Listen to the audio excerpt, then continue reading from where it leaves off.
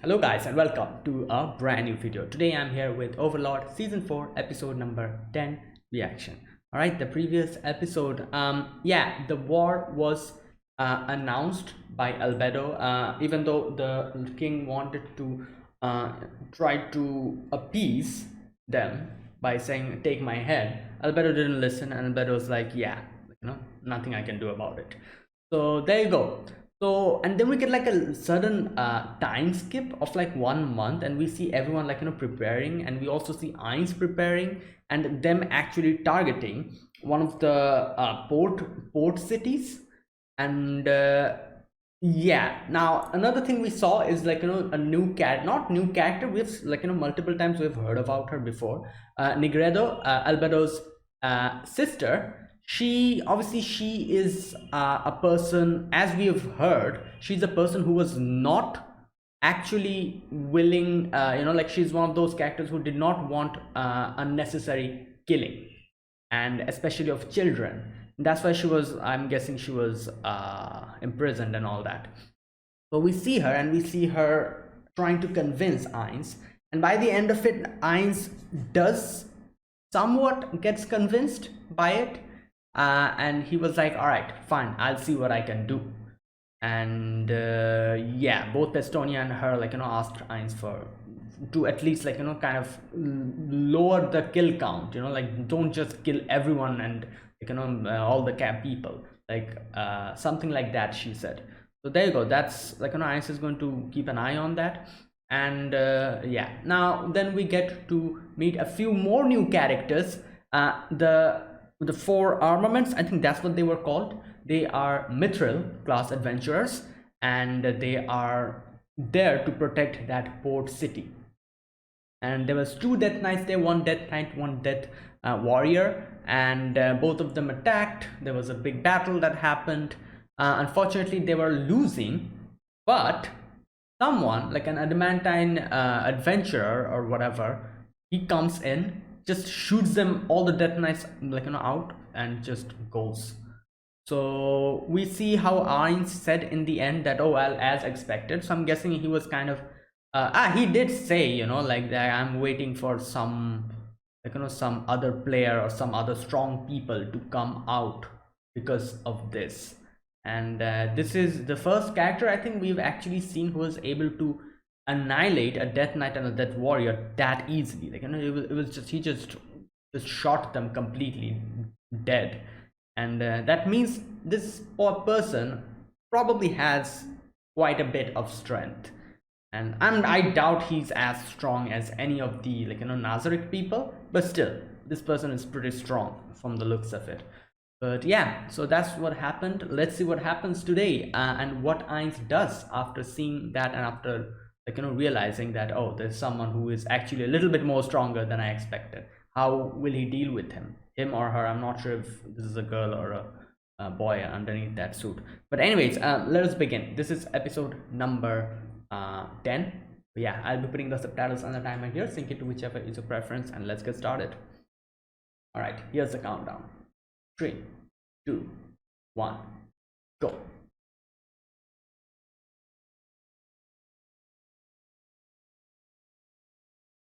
Oh, Yggdrasil's power suit. Oh,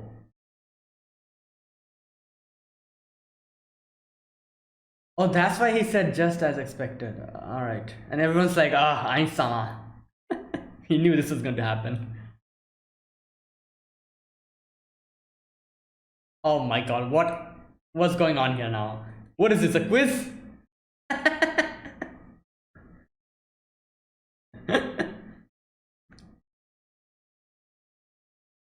Ah, 100 points. You guessed it correctly. Yes, 100 points. Oh boy. Drop of red.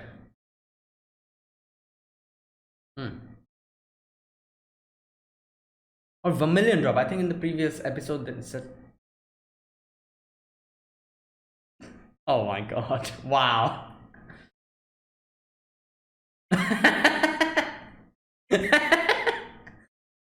Oh god.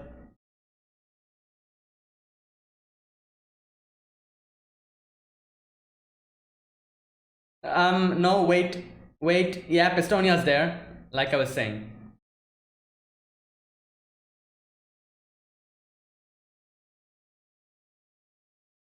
Uh,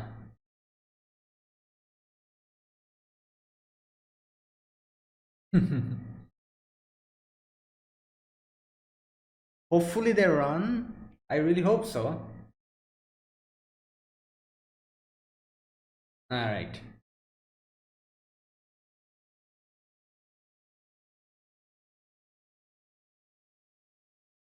All right. Wow. Okay. So that is a power suit. I think that's what he called. Uh, from the Yggdrasil. What did he say? I forgot. So basically, he suspects that's a player. Is that really a player? I wonder. Like, this is one thing I never thought about, and I should have realized, is that just like how Ainz was, like in the end, up until the end in the game, and the server shut down, and that's why he was stuck here. I doubt he was the only one who did that. I'm pretty sure there probably were a few other people maybe who were as sentimental as Ainz, and they also decided to stay up until the end, and they also probably got stuck. And I'm guessing Ainz is actually, that's why he all the time he says like, oh, like I wonder if there's a player here, because yeah, like the similar situation he went through, some other person might have also gone through that same situation, and they might be stuck here. So that's a valid, like, like a valid reason for him to try to find these people, these like, players, if there is any. So yeah. Another thing, they're called, I'm guessing in the previous episode they called them the vermilion drop, the drop of red. I guess it's the same thing. Drop of red, vermilion drop. I feel like vermilion drop is a better name. It sounds more cool. The last king.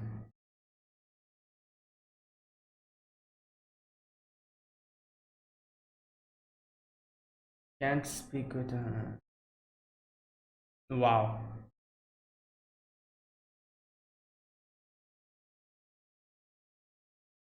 Other two. Wait. Oh, the okay.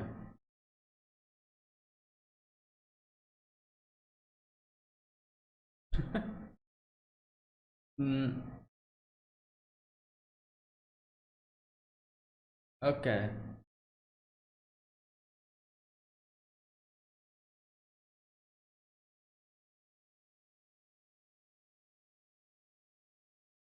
Hmm. Well, I guess after that, yeah.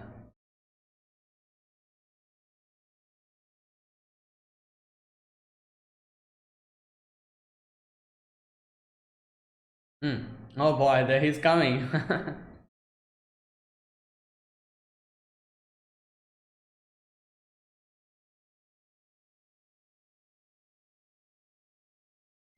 Yep.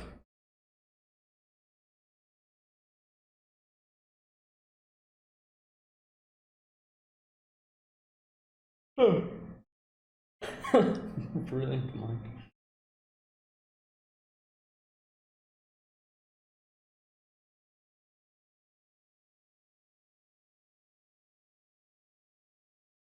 Yeah.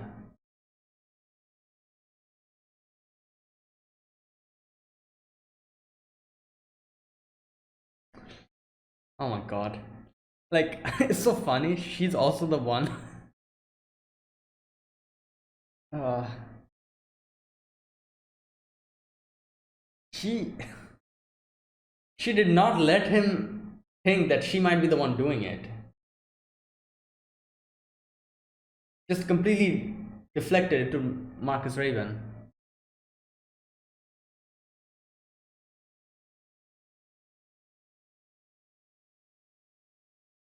Yep.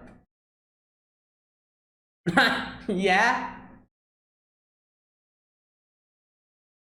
How?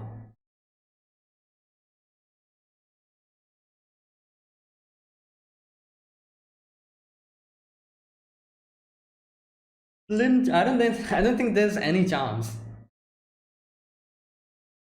Ah.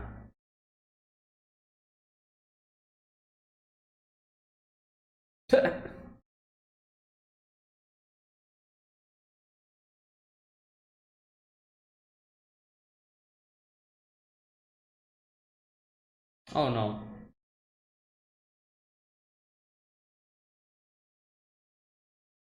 E-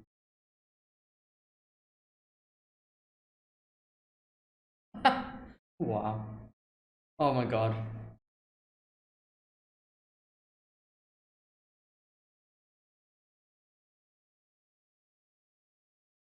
Wow, everyone's just going with her. Yeah. I wonder why she's. Oh, they're coming. Relative.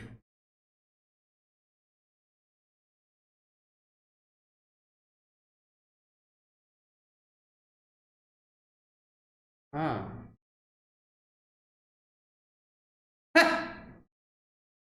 Trap.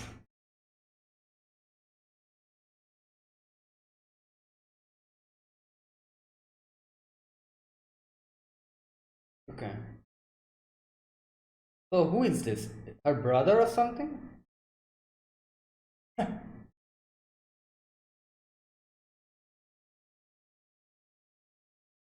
So it's not a player.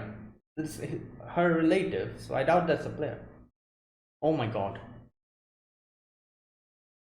Uncle. Uncle. Okay. Oh my god. Here we go. Yeah. This was the guy? Is this the guy who was in the power suit or was it someone else? We don't know that. This guy's a leader.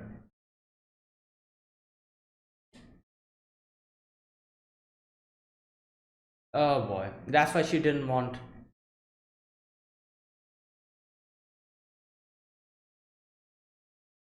Oh boy.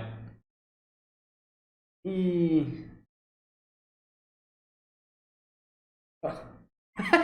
wow.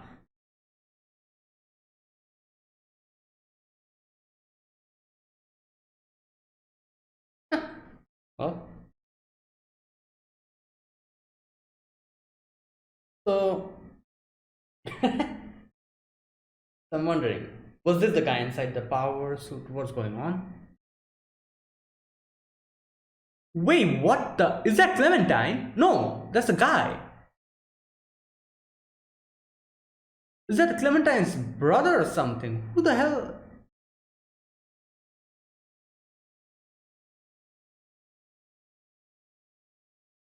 Why are. What's going on here?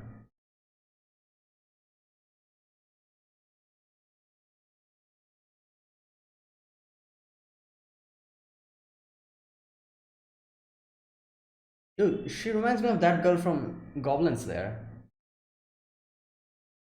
Kua. Oh my god, he looks so much like Clementine. Azus Aindra.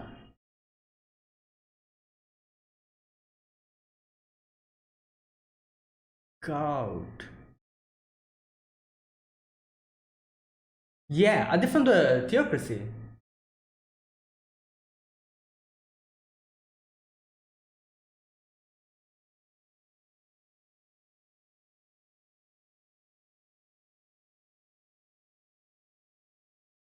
Yeah, okay, there you go.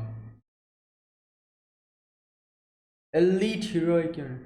There you go. We heard this before. Clementine was part of it.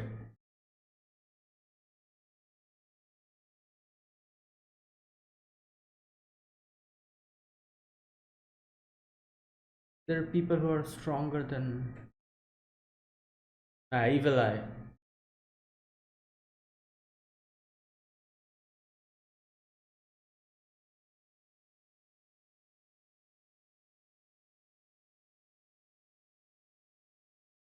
Hmm.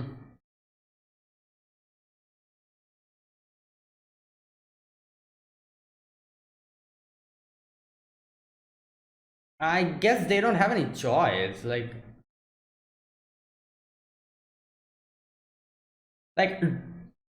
don't believe them, but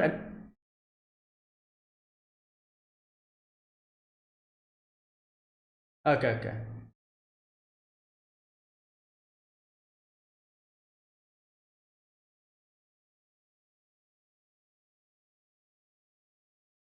Okay. All right. I thought they were going to join in because Sasaki is so strong. What? Then what will you do? Invite him for tea? Oh boy. Yeah.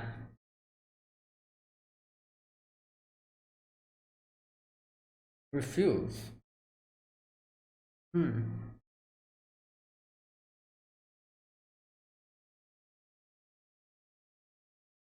If I'm alone. Yeah, that's true. That's true.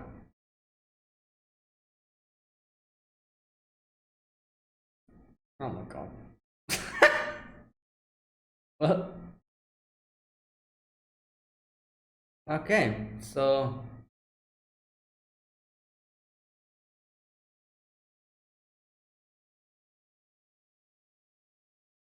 oh, there they are. Just waiting. All right, Zanak is here. It's crazy how he.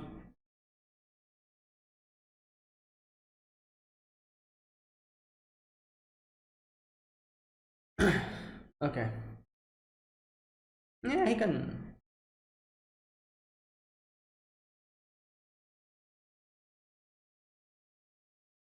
Yeah, yeah. Why don't he? Oh my God, Albedo. Yeah, that's true.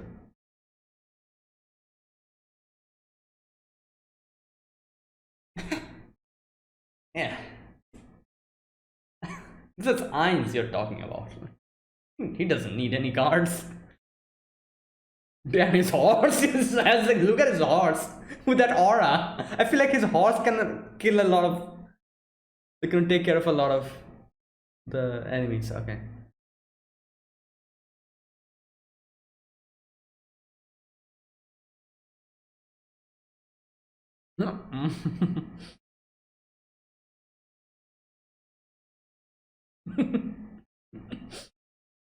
Oh boy. Wait, did he make like a? Oh my god.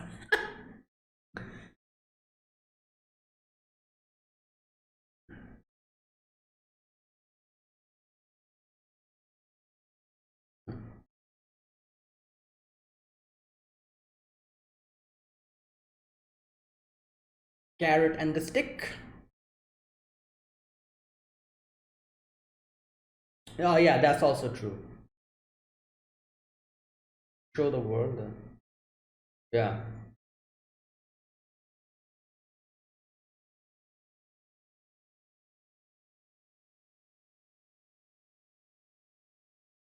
Yeah.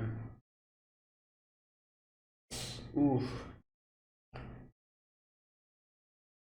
I feel like if Zanak is able to put a counter argument which has better merit.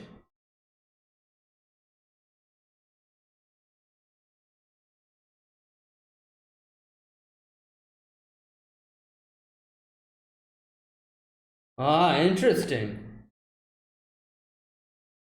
Okay.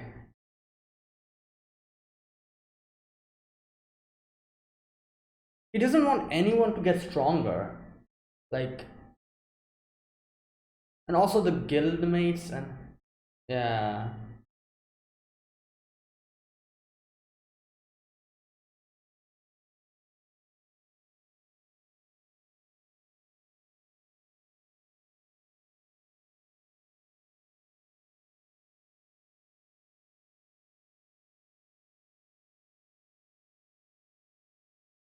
Hmm. True. Yeah, everything we do is for happiness.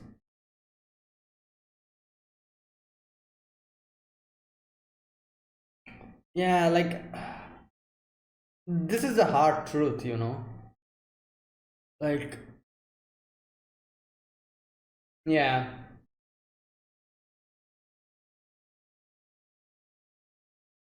Hmm.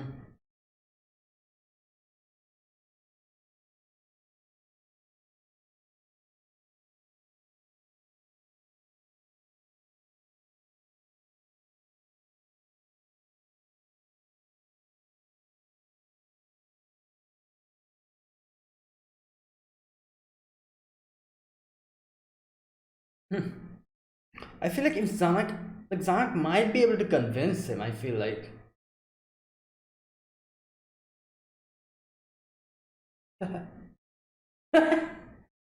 Oh boy.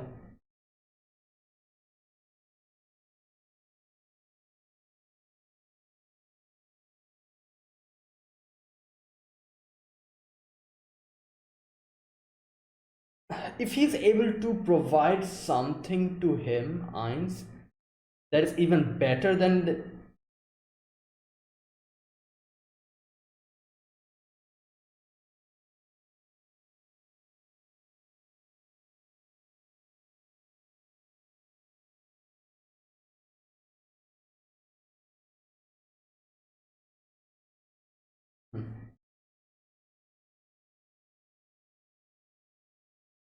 Oh boy, brain.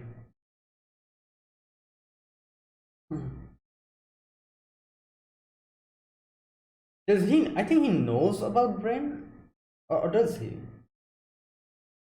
Yeah, yeah, he knows him. Like Shelter had like the whole thing with him.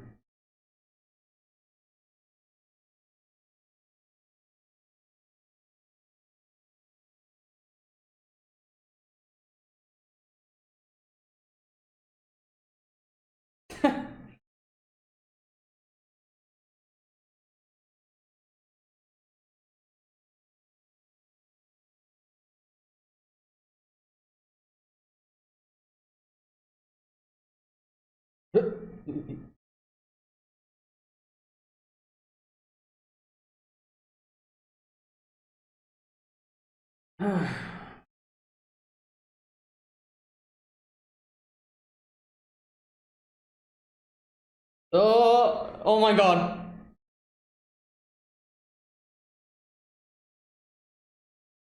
Huh.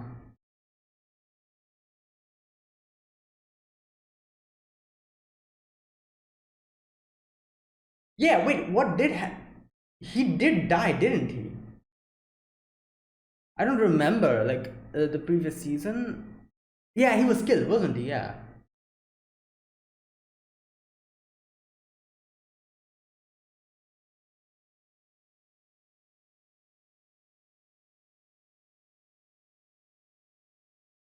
I feel like he was the best person to become the king. Yeah, like out of the other king, his dad, I feel like he's a lot more suited for being a king.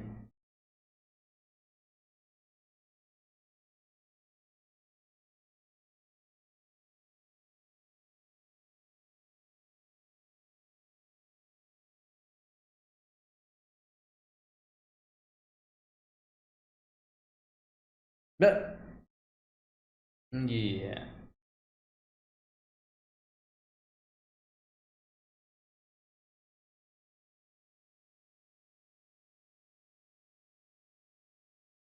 Hmm. Yeah.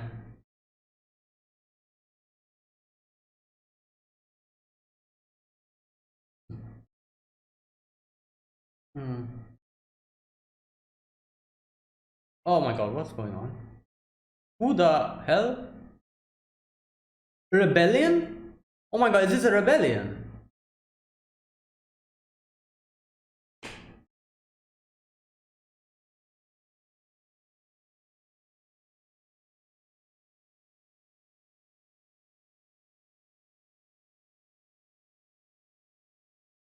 Oh, that's why. Yeah, they're yeah, like eyes will not listen.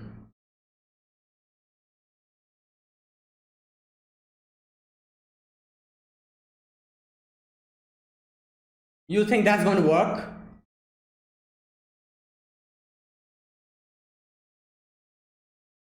Yo, this reminds me of oh the episode from Vinland Saga.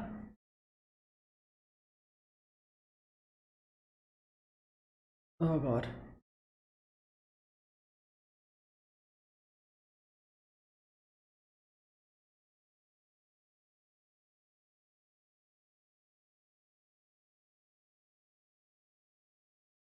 Oh God, there's more.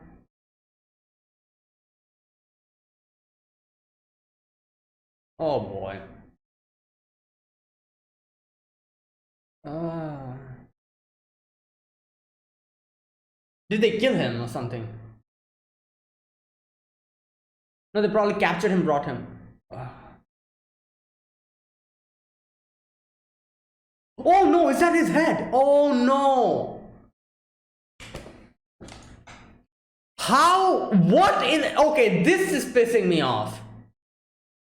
Okay, they're gonna die now. Like, the little chance they had.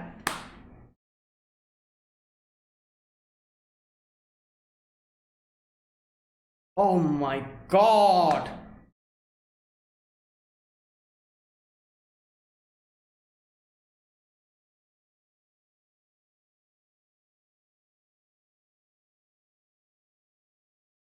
Yeah, in the other world.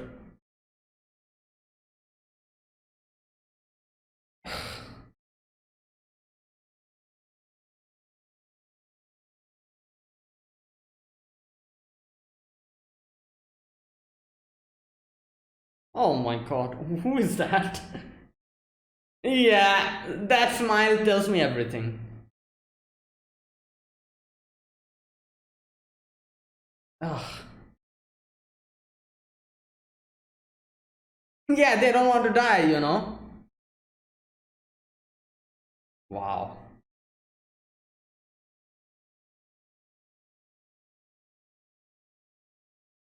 Yeah. Yeah.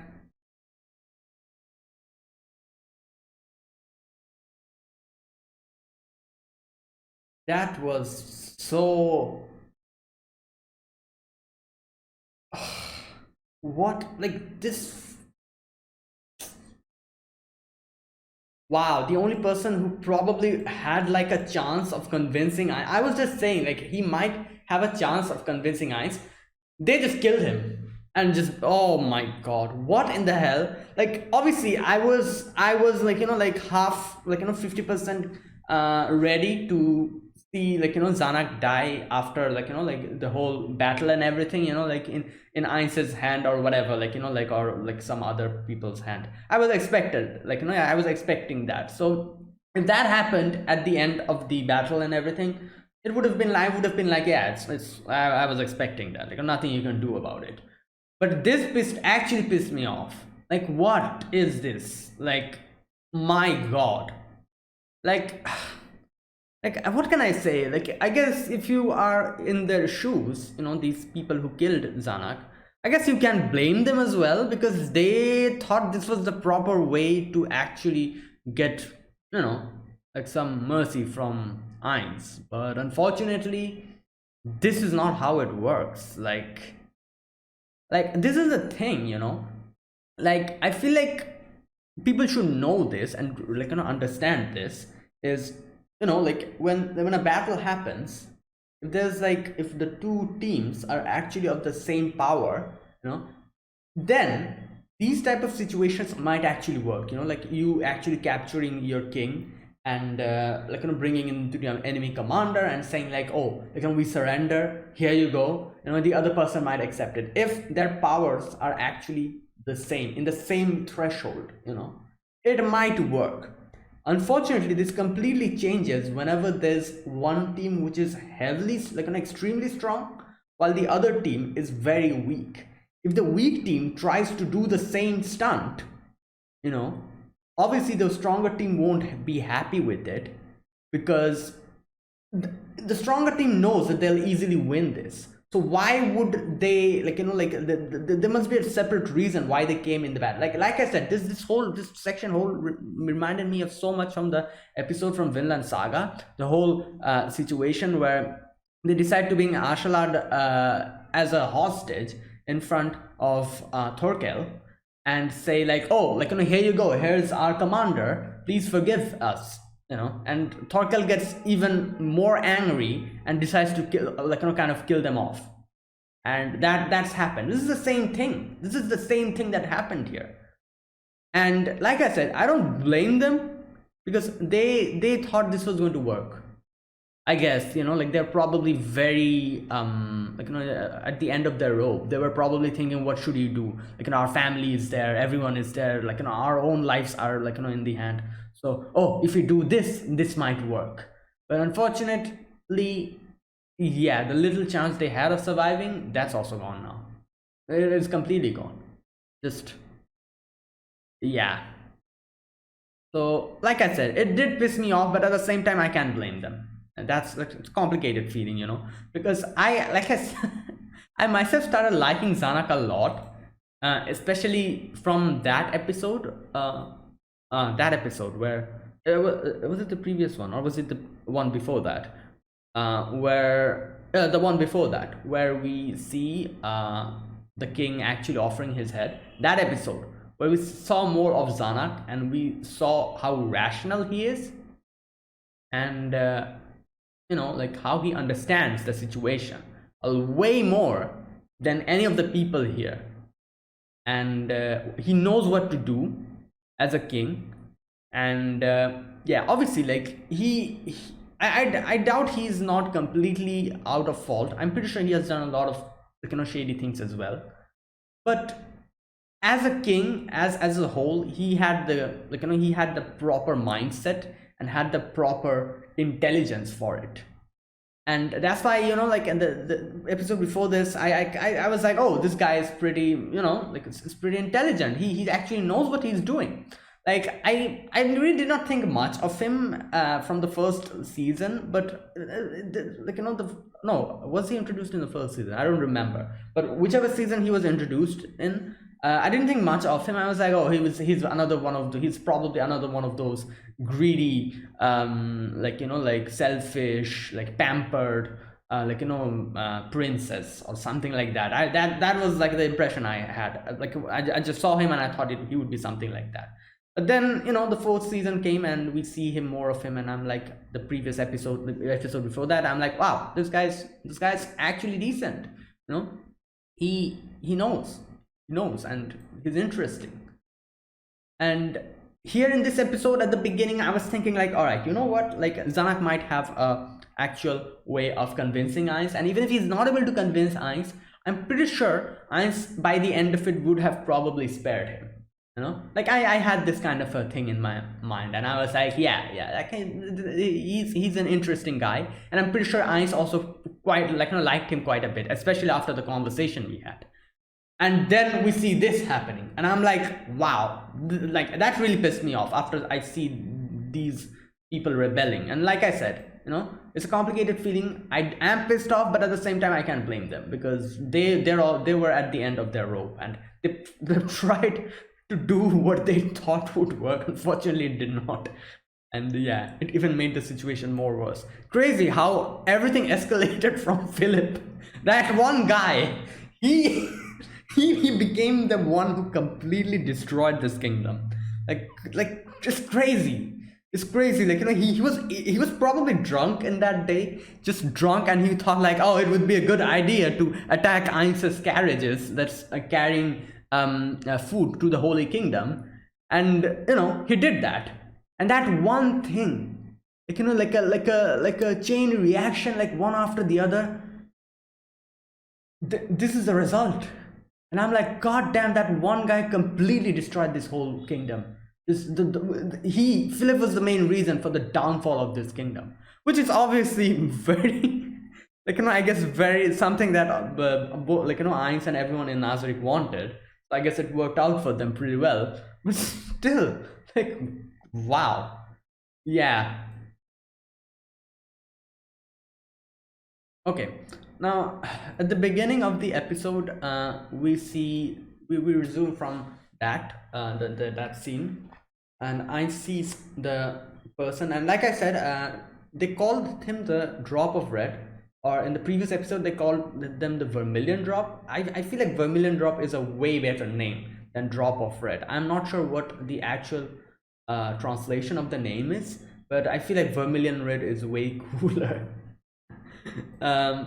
Vermilion Drop, sorry, not Vermilion Red, sorry. Vermilion Drop is way cooler, and I'm going to call them the Vermilion Drop. Let me know if what their actual name is, the actual translation, or if there is any. I'm not sure. I feel like Vermilion Drop is a really good name. Anyways, so yeah, we see that, and Ainz was surprised to see that. Where's that part? There was a power suit. Okay, just a second. Where is it? Okay. Huh? What the hell? Why did a power suit from Yggdrasil? There you go. There's a power suit from Yggdrasil. And Ainz is like, okay, so there's either a player or someone else who's way stronger and somehow was able to get their hands on it. And he's like, oh yeah, as expected. And as he says that, obviously everyone is like looking at him. They're like, oh, like I somehow expected this. And they're like, everyone's like making their own theories. And I feel like this is like a whole this became like a whole quiz show. And like, Shalter is like, oh, me, let me guess what Ainz-sama is thinking. And she's like, Ainz-sama was expecting the one in the red armor to appear. He chose to send fewer soldiers in order to lure the oh god, enemy into the open. And yeah, and everyone's like, Demu just like, oh, you're right, as expected of Ainz-sama. That's definitely what he thought he was doing. He was like expecting them to do. And Ainz is like, yeah, exactly. That's what I thought. And okay, and then he kind of slips up when he says like, oh, let's just kill every one of them. And then he realizes like, wait a minute, Pestonia's here in front of me, and I promised them not to do that. And he's like, okay, wait, no, we're not going to do that. Let them off, let them be for a few days. We're going to redirect our goal or our attention to the kingdom. So let's do that. And he's thinking in his head like, oh, I really hope while we do that, these people run away from here. I think they will probably, obviously, like what else will they do? Like they'll also probably hear the news of the kingdom being attacked. So yeah, after that, I doubt anyone's going to stay there. So yeah, and that's how we start the show. After that, we see Zanuck and Runner having a conversation. Now, one thing I do wonder, did Runner anticipate this? I doubt that. I'm talking about the final scene, like them actually rebelling. Did Runner anticipate this? Like, wait. I don't think so, because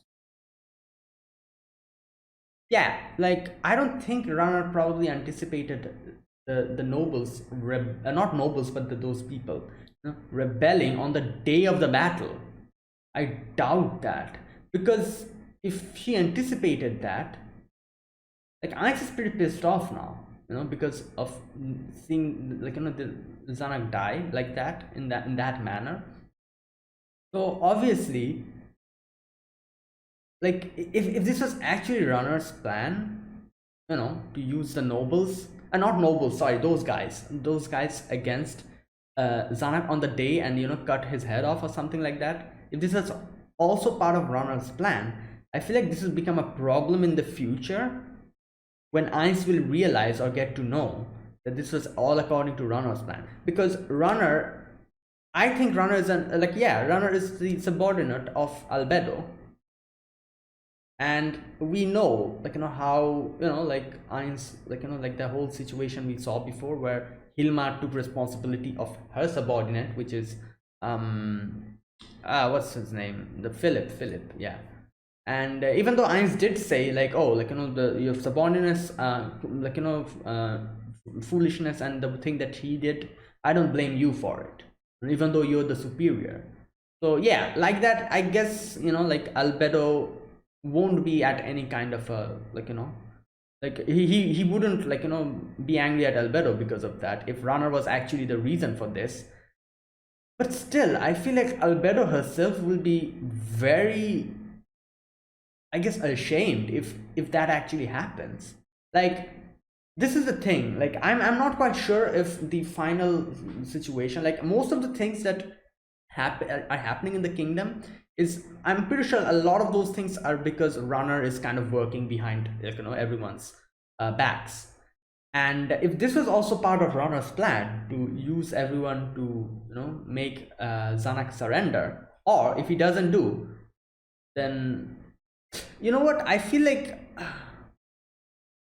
I don't know. I'm not quite sure. Let me just let me just stop this discussion, because I'm still not sure. What I was going to say is it might be that she knew that these people are probably going to go to Zanuck and tell him to surrender. I thought that I think that maybe that's the extent that she thought it was going to happen. She did not realize that it was going to escalate even more, and they were going to end up killing him. That might be the situation. Or maybe she didn't have any clue at all. Like I said, I'm not quite sure whether she knew this was going to happen or not.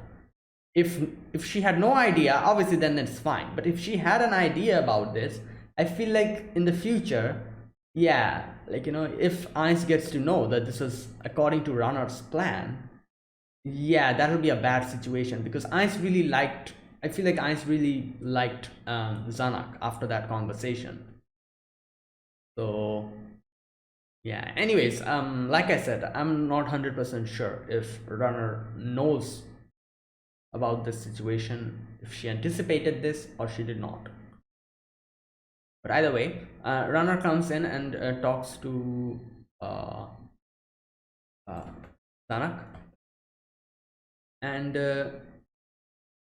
kind of talks about how everyone's taking his side now, kind of the military, what did she say, the military and the, okay, the head of the internal affairs and head of military and head of internal affairs both have taken this side. Obviously the dad is ill, so that's why. And now he says, Zanuck says, like, okay, like the Saucer Kingdom, we don't know what they're doing, but his army is going north, and they're just killing everyone in their way. And obviously because they're trying to prevent for any reinforcement, that's why. Now, okay, now this part, okay, this part, he says, like, one thing I'm kind of unsure about and I'm very confused is, like, how are we not getting to know what the Saucer Kingdom is doing? How have the Saucer Kingdom's forces gone unnoticed until now? And Rana says, you've realized it yourself, haven't you? It's the work of people in our own kingdom. But the only person who can keep this secret so thoroughly, and here Runner completely cuts him off and says, is Marcus Raven. Now this thing, like, Runner has been working behind their backs, and I'm pretty sure she just brought Marcus Raven's name over here just so that Zanuck would not put his doubts on her.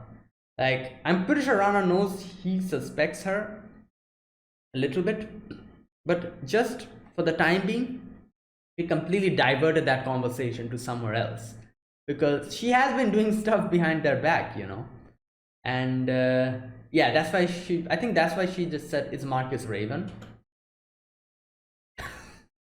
Zanuck looks, he's like looking at her, he's like, what the hell? And then he's like, no way, impossible. Like, okay, she says, like, this is Marcus Raven's domain. The man loves his son quite dearly. Okay, you know what? I feel like Marcus Raven might also be, I don't know. We've not seen that guy for a long time, haven't we? Yeah, we don't even know what he's doing.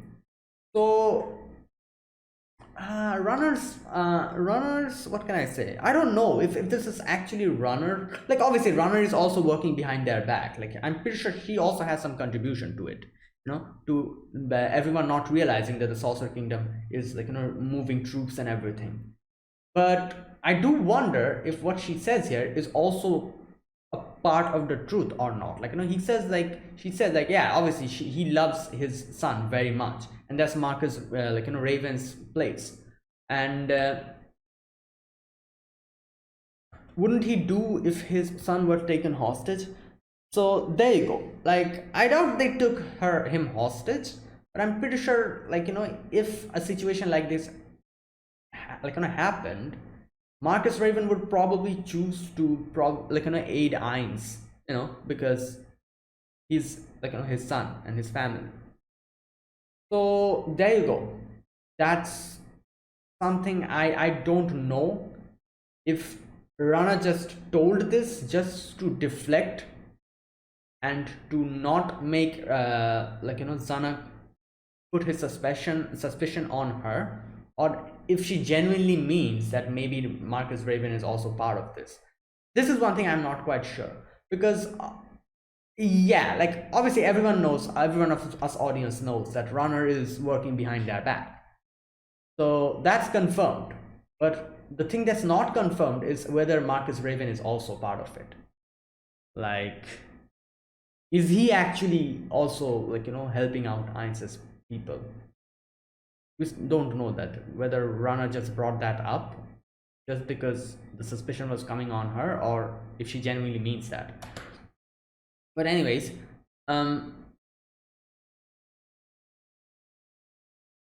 okay, now after that, he asks, like, what would you do if you're the king? And Rana says, if things continue according to the movements on this map, there will be a decisive battle at the royal capital next. Do you think we can win? And obviously, he says, like, it's not a matter of winning or losing, we have to do it. And what he says after that is interesting. He says the Sorcerer Kingdom is burning down all the cities and murdering all who live in them. We can only survive by gathering all the soldiers and risking everything on the slim chance of victory. I'll ask the people as well. We'll advertise the cruelty of the Sorcerer Kingdom and call them clowns. So there you go. Yeah, I guess that's the only thing we can do at this point, like the kingdom, because obviously they cannot defeat him. That's impossible. So at least, making his image bad, I guess that would work.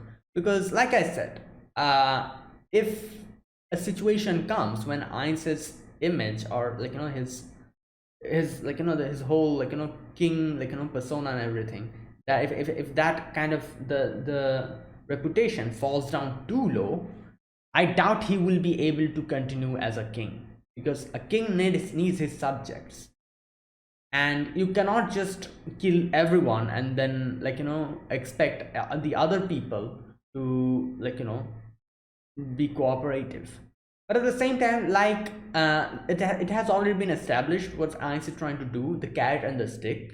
Like, these people will see the fear, the other people, the Baharut Empire, will see how it's nice to be underneath the king's protection.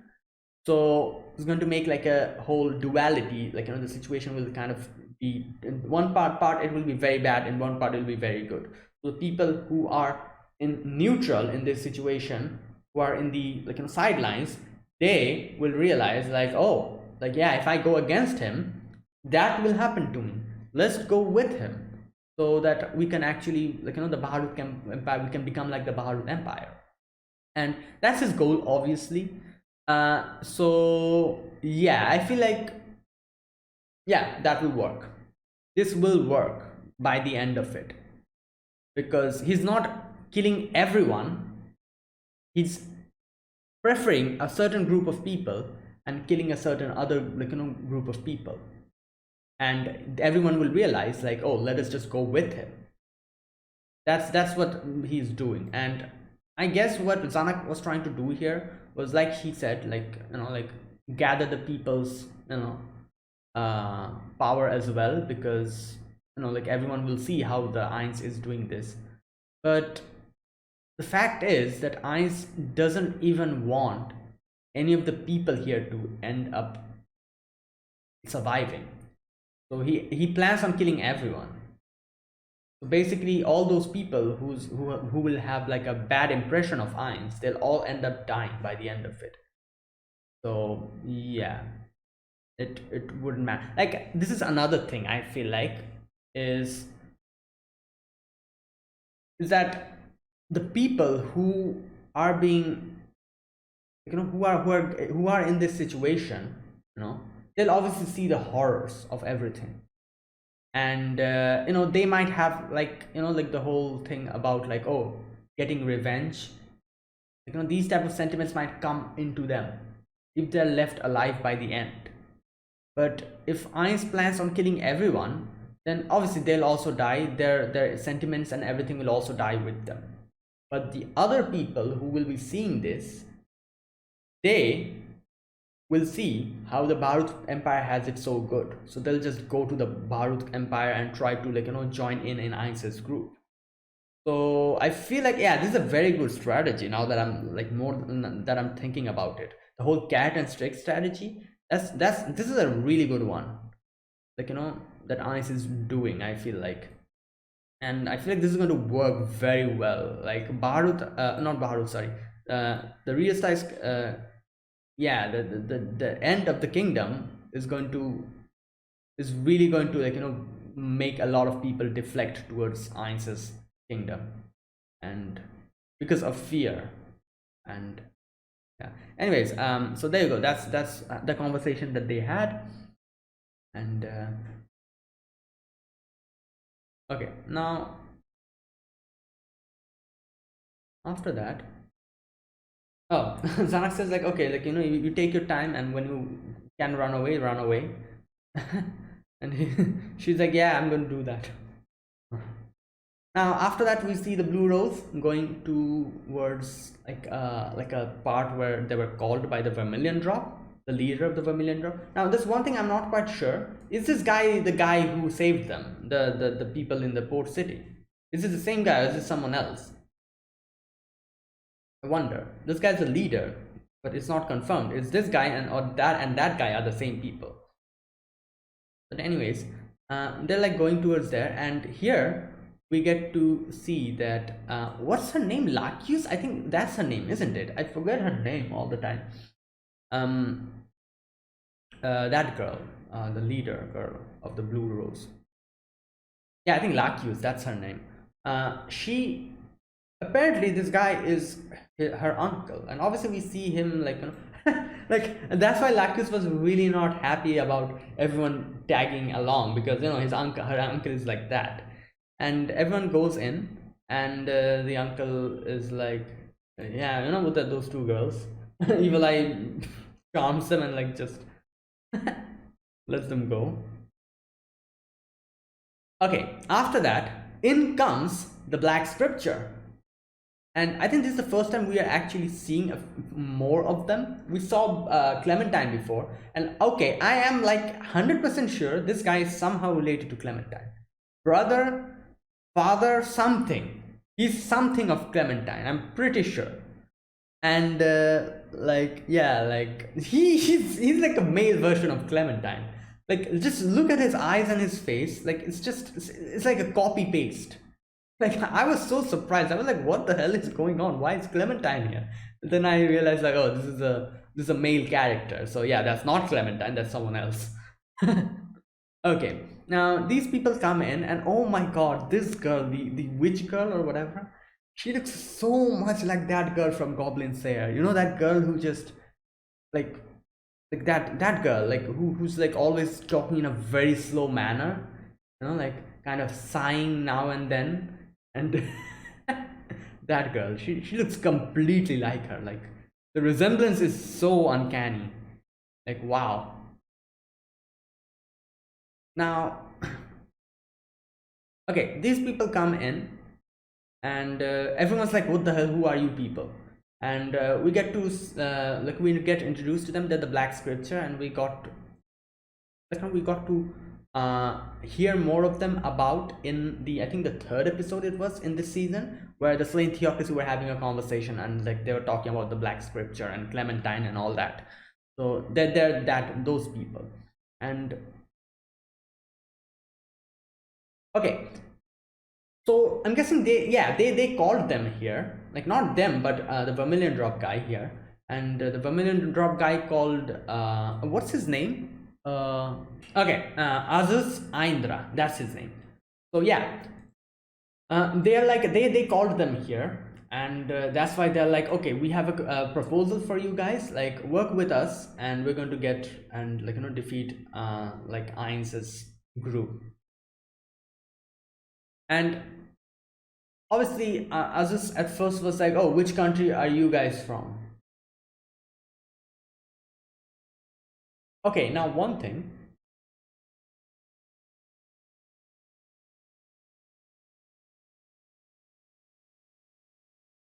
Wait, who was that person? The person who came and like grabbed the mouth of that girl? Was that what? Wait, who was that guy? Like, what I'm confused is he part of this Black Scripture, or is he like Vermilion Drops, one of the members? If he really planned to kill, like, why did he stop that girl from talking?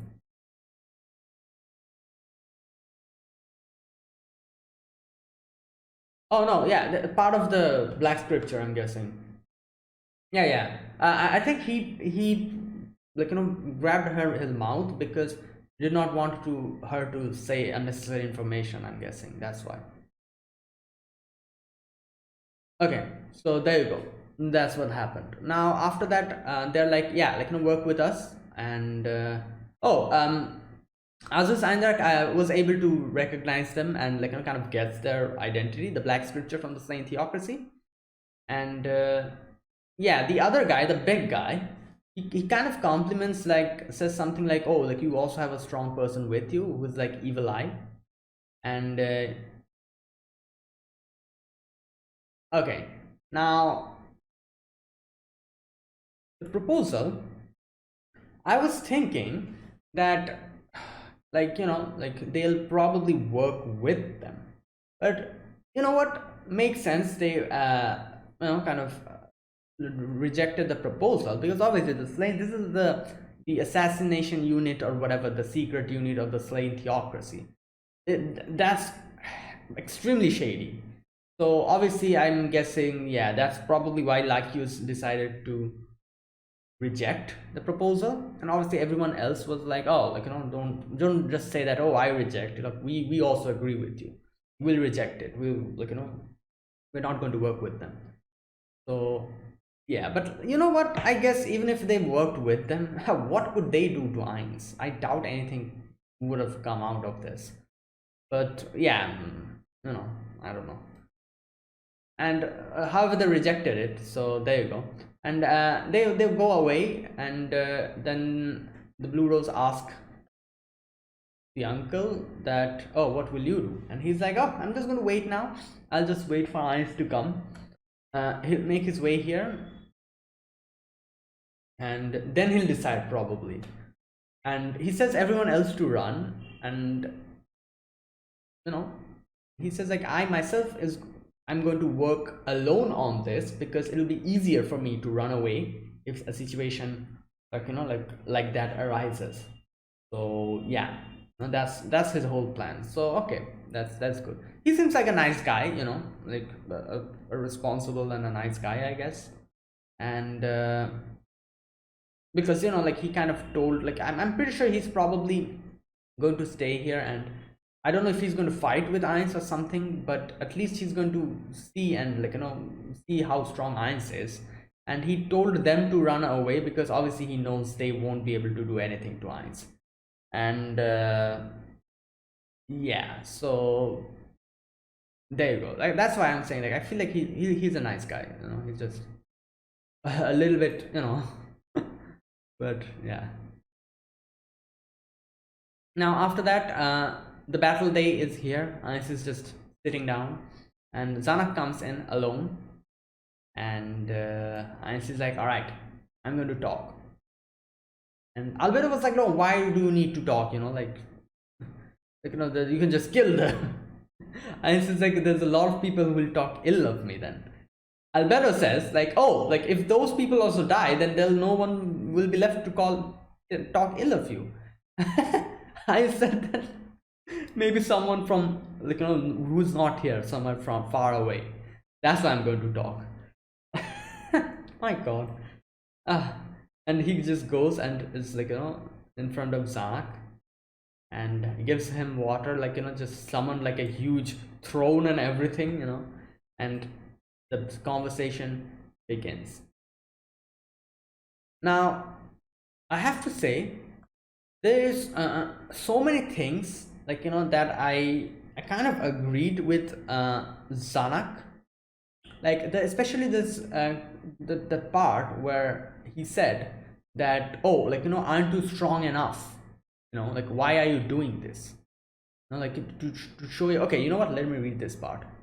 I'm going to give my opinions on the whole conversation and why I really like this whole section. He says, why don't you accept our plea of surrender? And Ainz says that because there is no merit to it.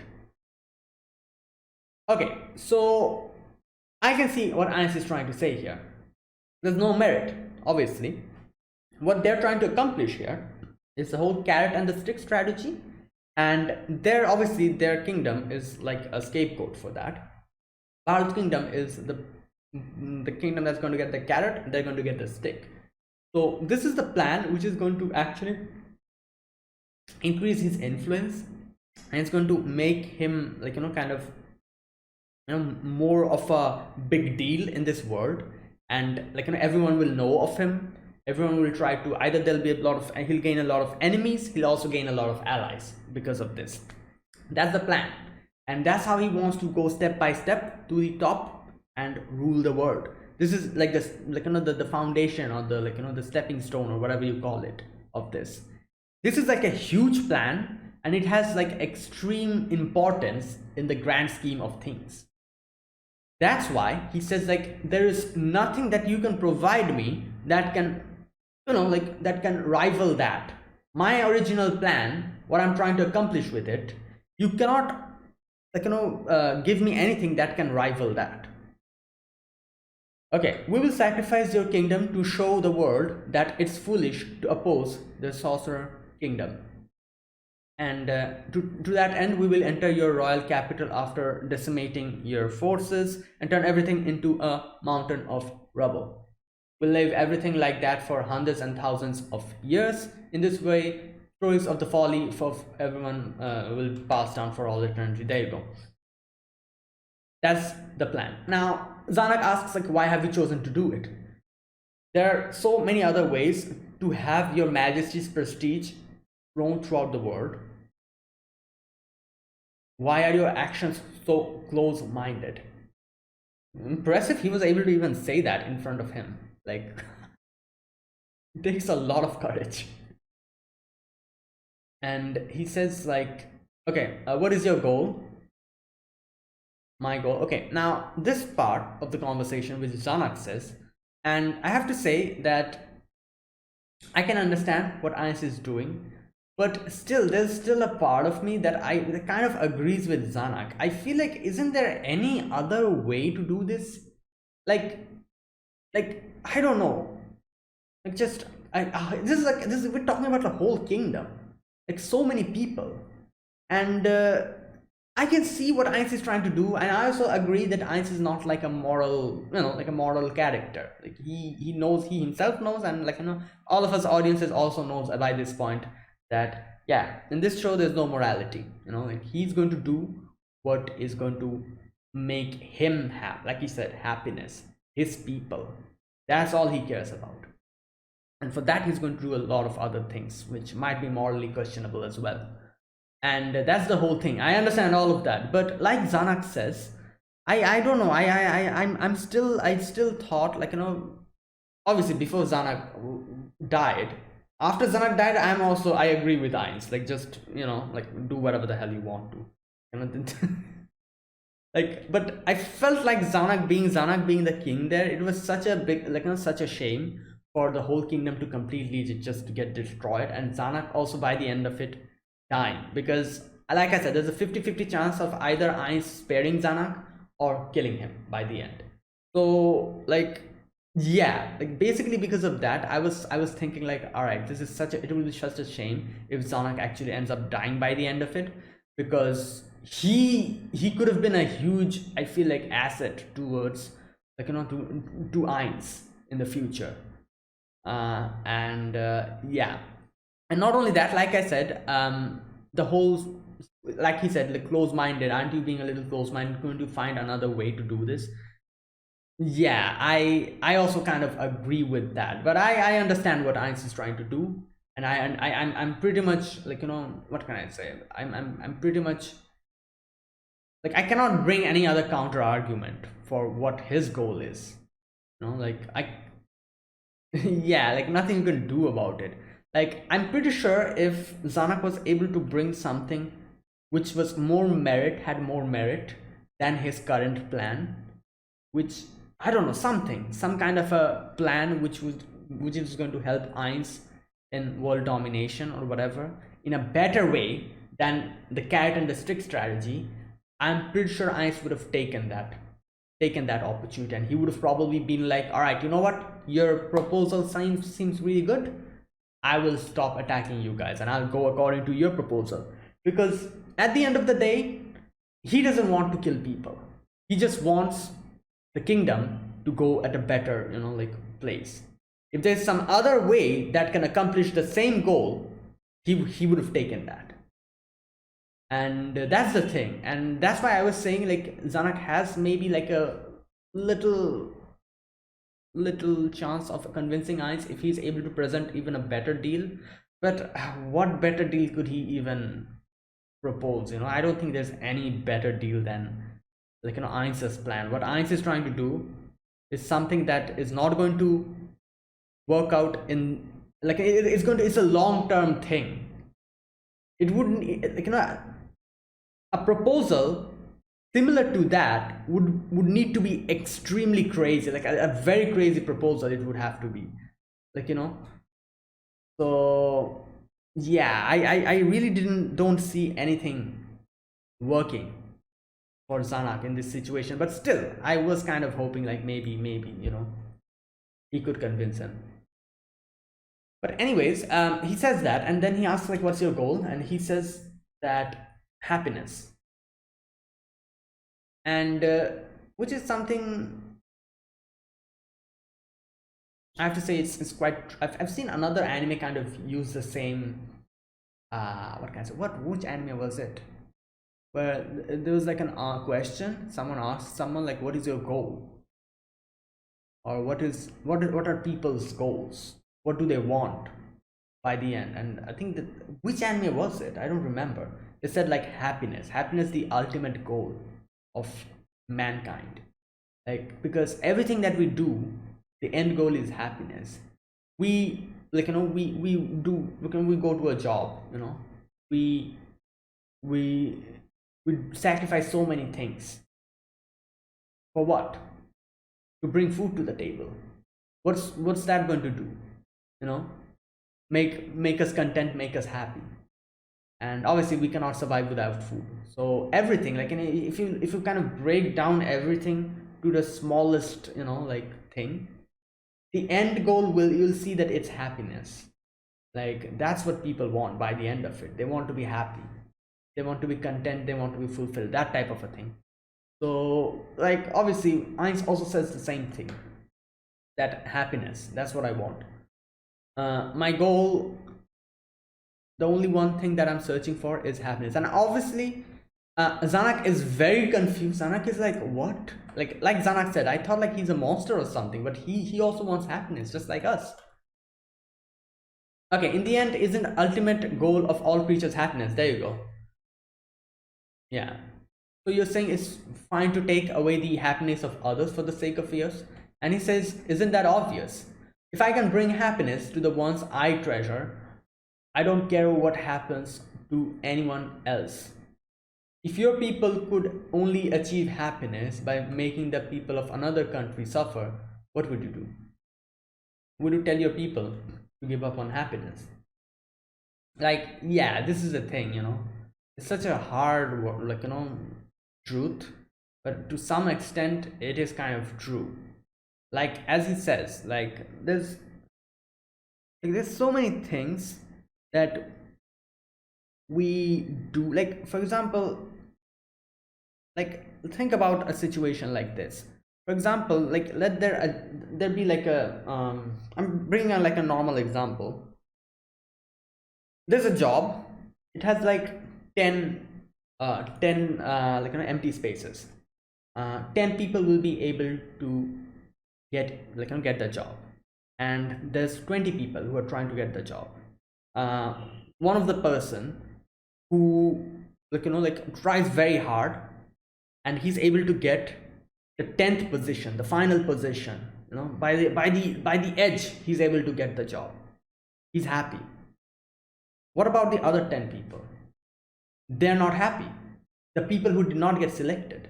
So basically what he did, if you break down it to the smallest points, what he basically did is, for his own happiness, he took away 10 other people's happiness.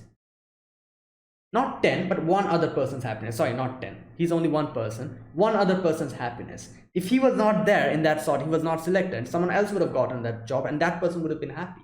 Like this is like a very far-fetched thing, like what can I say, like argument, what I'm trying to say. But if you break it down to the smallest points, that's the basic situation here. Like everything that we do, if you kind of break it down to the smallest bits, you see some way or the other, your own happiness comes to kind of in the exchange of someone else's happiness. That's the thing. And this is, like I said, this is like a very hard truth, and we need to realize that and accept that, like, we're not good people. No one's a good, very good, from the inside, no one's good. Everyone's doing something bad in their life some way or the other. We just don't realize it. And yeah, that's the thing. Like I said, all the happiness that you get, it is in exchange for someone else's happiness, if you think about it in that way. So actually being able to achieve a day, if I don't know if a day will come in the future, but that will be real utopia if a day comes when everyone will be able to be equally happy without exchanging someone else's happiness for someone else. That will be a utopia. Like everyone is happy equally. You're becoming happy, but not because of someone else sacrificing their happiness for you. That would be like the best world. And yeah, that's something in the dreams, I feel like that's like impossible to achieve in a way. But that is what I says basically here. And if you think about it, yeah, he is not wrong. And Zanak says that logic is too extreme. I also agree. Like I said, the logic that I brought up with the job thing, that is also like an extreme logic. I understand that, but it is true. And I'm pretty sure Einstein also is of the same thing. Like he knows that's an extreme logic. But however you look at it, it is the truth what he's saying. Excuse me, Your Majesty. No, I don't mind. Are you telling me that one of Your Majesty's intelligence and power had no other way to move on? Now, you know what? One thing I will have to agree here. Like I said, the example that I brought up is something that, the whole job example that I brought. That's someone who's powerless to do anything. They have to go through that direction. But Einstein, however, I feel like what Zanak says here is also true. Like Einstein is someone who's what can I say, he's one of the greatest, from power perspective, everything, from perspective of everything, he's one of the greatest people in this world. So can he not find out another way to do this? He for him, I feel like the normal rules of the world is nothing. He could probably twist it and change it in some way or the other. But you know what? I guess at the same time, I'm probably giving Einstein too much. What can I say? like I feel like I'm acting like the the floor guardians, like how they see Ainz as like, oh, he's like an omnipotent god, he can do everything and anything. You know what, this is a funny thing, I feel like all of the audience that are watching this show, to some extent we are also kind of like the floor guardians. Because we never saw Ainz lose up until now. So I don't know why, but there's like a part of, I'm pretty sure, like everyone's mind where they kind of think that, oh, this thing, Ainz can probably do something about it. Which is kind of similar to the how the floor guardians look at Ainz. It's so ironic. Like we as audiences kind of laugh at that whole situation. Like, haha, like I look at the Ainz has no clue, but everyone's like thinking like, oh, he's omnipotent. But deep down in our heart, I feel like we also kind of look at Ainz in that way because we've never seen him lose. If an episode comes in the future where we actually see him lose, or like something like that happens, I'm pretty sure we're going to realize like, yeah, this guy is also part of like the like he's also like a normal person. He's no god, something like that. But anyways, um yeah, I also feel like the argument that I was going to bring up is like, couldn't Ainz do something about this situation, because he's but yeah, maybe he cannot, maybe he really cannot, maybe he has thought about it and he has no other way of doing what he's trying to do and achieving the same result. So that's why he's going in this path. But still, like Ainz actually not being able to do something is in itself such a crazy concept that I feel like no one of us even, no one of us would even think of a day that like Ainz will be unable to do something. So that's why I'm guessing like the faith that we have in him is crazy. And yeah, but anyways, Zanak, like I said, Zanak says like, yeah, can't you do anything here, like about this situation? He says there might be maybe other ways. However, it's better to grab a hold of the chance to obtain such happiness if the opportunity to do so is easily available. There you go. This, like this shows how he's also like a normal person, is a normal man. He's no god. Like there might be some other ways, but for now he's just in front of his eyes. This is the only opportunity that he's seeing, and he's going to grab it. There you go. Like I feel like what not only yeah, but like we as audience as well, and here Zanak as well, like the thing that Zanak says like, oh, you are such a great person, can't you do something about it? This type of a like this type of a thought process, I feel like for Ainz, we need to actually stop thinking about Ainz in that way, because at the end of the day, he's no god, he's also a human. He's going to do stuff in a way like he said, like like I'm pretty sure there might be opportunities like that, but I'm only seeing the opportunity in this manner, so that's why I'm doing that. So I feel like like everyone actually, like to get to know more about Ainz and to see like the way Ainz is seeing the world, to able to realize that and to able to understand Ainz's point of view, the first thing we need to do is actually stop having blind faith in Ainz. Like if something happens, I'm pretty sure like the floor guardians and everyone probably think like, oh, Ainz is here, he can deal with it or something like that. That blind faith, I feel like to understand Ainz as a person and look at everything from his perspective, we need to stop doing that. And when we'll be able to accomplish that, we'll realize like, oh, Ainz is also like a normal person just like us. And it's so crazy, because I feel like us audiences are the person who should know that so well, that Ainz is also a human, but there's some part of us that still thinks that, oh, like crazy situation like this, Ainz might be able to do something about it.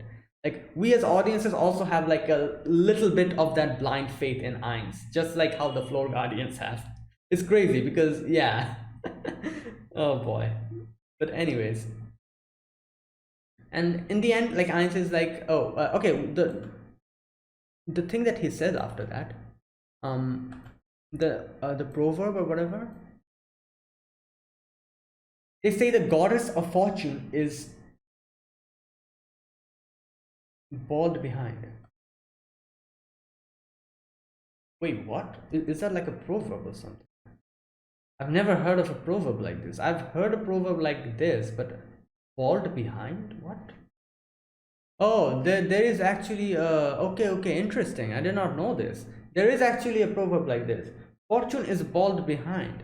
The Romans called it Ocasio and made it a god with a beautiful, youthful body who was bald on the back of the head. Wow. Oh, that's so interesting. Oh, wait. The Romans called it Ocasio and made it a god. Okay. The occasion, such as a moment of fashion, ages quickly, hence the wonderful expression, fortunes fall behind. The occasion, such as a moment of fashion, ages quickly. Ah, that's an interesting. Hmm. Okay, that's a very interesting. I've never even heard of this proverb before.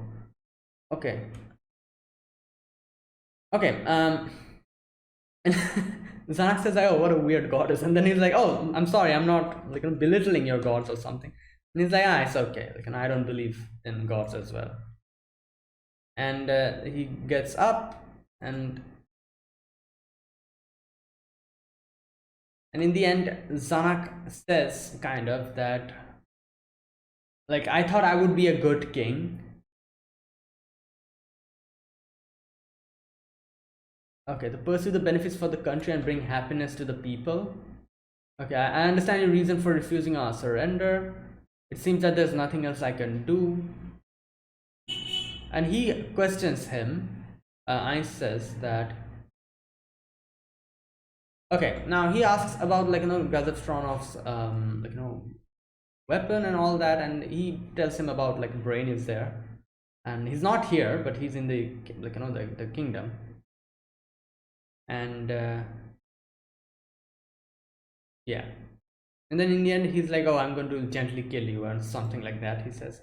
Like, even though he said that, I don't know why, but I thought there's, like, there's like a possibility of Ainz actually sparing Zanak. But yeah, obviously, like, we see what happens in the end, so there goes that opportunity. But anyways, and then he drinks the water. I don't know why, but why was I surprised at him suddenly drinking the water? Wait a minute, let me check that part. Like, he drinks the water and he's like, wait, what? Oh, I think maybe, I think Ainz probably thought that he was not going to drink the water because, he's technically the enemy.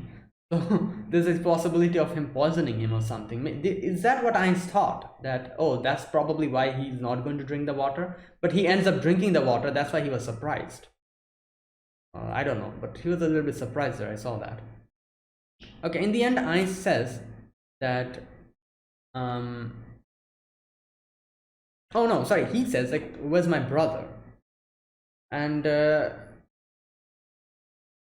yeah, I said, yeah, maybe some of my subordinates killed him or something.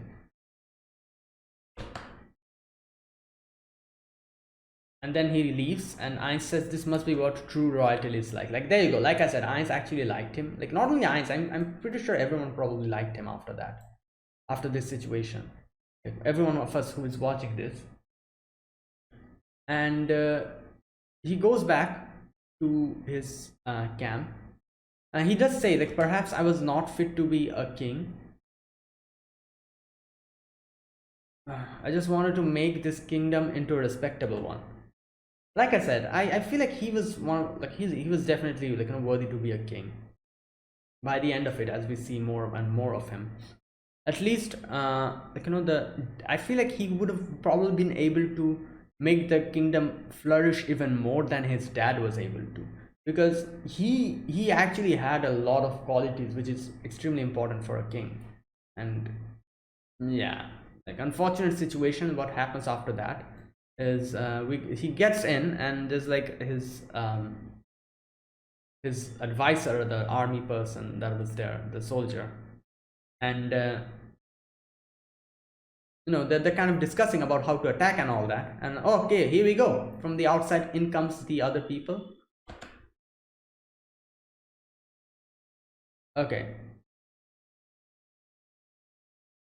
the rebellion starts, and obviously Zanak realizes this is their desperate attempt to live, and they're going to do it because this is the only way they can see of something happening. And these people, they're like, oh, please surrender. Wait, one thing, are these the nobles? Please let me know. I'm not sure, because I don't think any soldiers will act like this. Because soldiers, they know they're going for a battle, they know they're going to die. That's the, the thing that they have in their heart, and they're never going to do something like this. Are these actually the nobles that came in and decided to start the rebellion? I think so.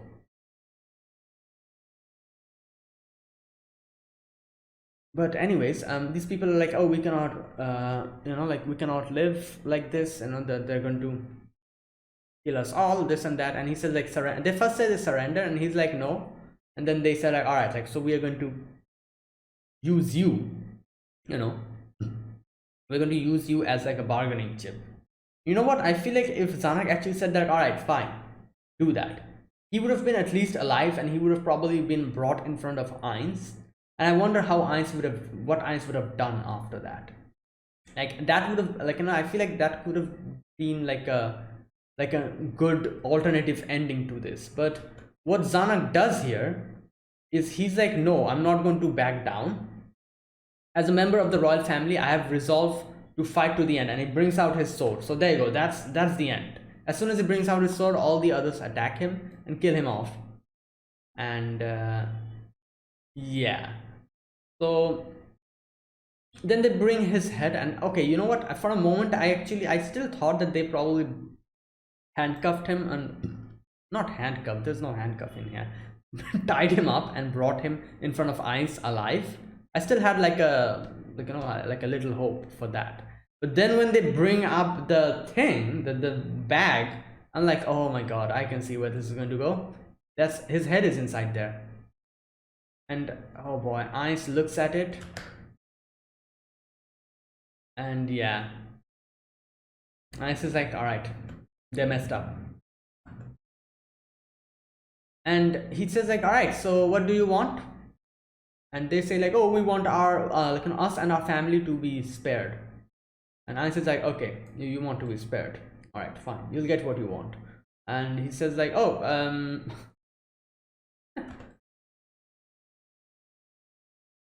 I wonder what he's going to. Okay, I was going to say I wonder what he's going to do to the families, but then I realized like he has decided to kill everyone in the empire. So yeah, they're going to die. And Ainz says like, send them to the neuronist. I wonder what this person is. Neuronist. Obviously neurons are nerves. I'm guessing so. This neuronist person has probably something to do with nerves. I don't know what they do, but something to do with nerves. Okay. Now they're like, oh, everyone's like, oh, thank god, all hail the sorcerer king. And after that, Ainz kind of tells Aura that, okay, don't spare them unless and until no, sorry, don't kill them unless and until they say that I want to die, because they said like, don't kill me. So when they're going to say that, let me die, then only they're going to die. And in the end, he kind of double takes, he kind of stops Aura and tells her that even if they beg for death, don't kill them too quickly, which shows how pissed off he is at this situation. And then he's like, yeah, I've lost interest, this whole thing is just gone to waste. And he's like, yeah, just Mare and Cocytus, you two become the commander or whatever and do whatever you want to, and yeah, kill everyone. That's where it ends. Wow, what an episode. I in no way I was expecting that to happen in the end. It's so anyways, So there you go. Now, like I was saying, I do wonder if what would have happened if Zanuck actually did not take out his sword and he said like, yeah, take me to the Sorcerer King, and they took him alive and used him as a bargaining chip. I wonder what Ainz would have done there. I feel like there's a big possibility of Ainz actually saying something like, all right, you, obviously these people have betrayed you, so that's why I might have actually spared Zanuck and brought him to his side or something like that. So I don't know, like he takes out the sword, obviously his pride as a king and everything, as a not a king but a prince, and that's what happens in the end. And oh boy, just because of one person, because of Philip, that escalated to this, and it's crazy when you think of it. There you go, that was it.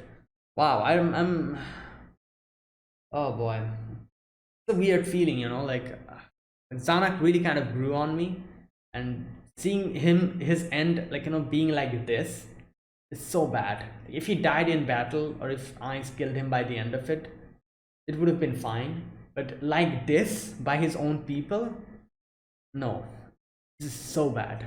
And this is something that I was just, yeah, I really did not like those people. And can please let me know, were those people nobles in the end that we saw, or are they like normal soldiers? I think they are nobles most probably. And yeah, anyways, so that's it. Boy, this discussion became a bit too long. So thanks for watching. This is my reaction to Overlord season 4 episode number 10. Yeah, if you guys enjoyed this video, be sure to press the like button, subscribe if you're new to the channel. If you haven't subscribed, comment down below anything you want to say, anything you want to let me know, and I'll check them out. And that is it, guys. Thank you for watching, and I'll see you guys next week with another episode of Overlord. Until then, goodbye and have a nice day.